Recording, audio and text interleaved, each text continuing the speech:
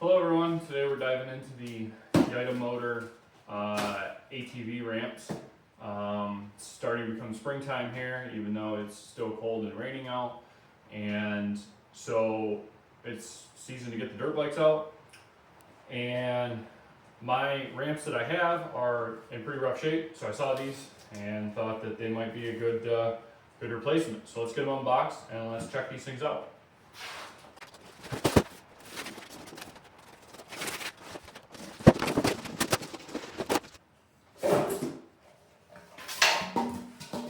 Alright. Looks like a pretty heavy duty ramp. That lip on there looks like you can get hooked onto the edge of a trailer or something.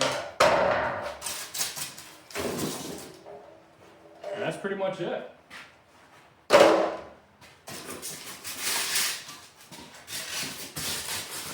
Yeah, so there's nothing here to really assemble. This is going to be pretty much one of the most straightforward ones we've ever done. The welds look pretty nice. It almost looks like it was done with one of the laser welders. Although I don't know if you can laser weld aluminum. I don't see why you couldn't. Right? So yeah, that looks pretty nice. So the ramps overall are 5 feet long and 12 inches wide, foot wide. They look pretty solid.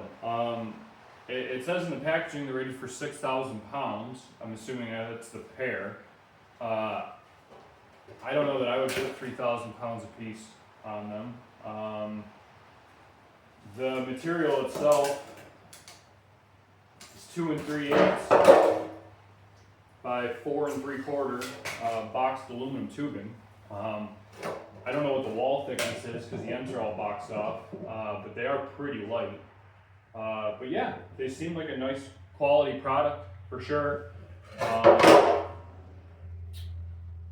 Yeah, I don't really know what else there is to say about them. It looks like they'll have adequate tread for for giving traction going up and down into the bed of a truck or onto a trailer or whatever.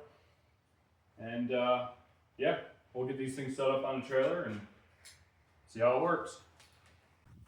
All right, so I know I said before that we were going to get the dirt bike out and use the ramps to load that into the bed of my truck or a trailer or whatever. But I figured since the ramps are rated for 6,000 pounds, a 226 pound CRF 250R is not really the best test of them, right? So we have our Coyote CK2610 tractor here, and with the rim guard ballast in the tires, plus the loader, it's about 4,300 pounds. So obviously not all of that weight is going to be up on the ramps because they're not long enough for that, but the majority of the weight is on the rear. So I figure let's back it up onto the ramps and see how they do. I'd say if they hold this, I mean, even if it's 2,500 pounds or whatever the back axle weighs, it's still a pretty impressive number for the price that they are. So let's give it a shot.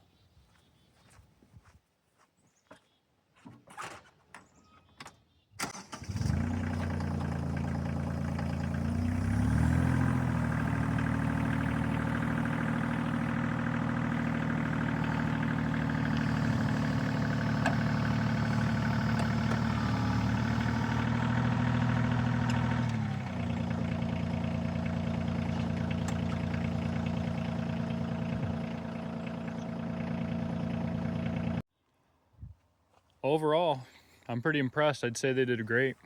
Heard a little bit of creaking and stuff up here, but it very well could have just been the concrete as the ramp was kind of digging in.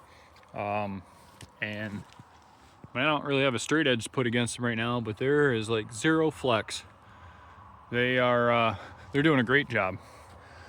Overall, I'm very, very impressed with the quality of those. I like how lightweight they are, and the tube steel is obviously sturdy enough still that you get a lot of strength out of them too.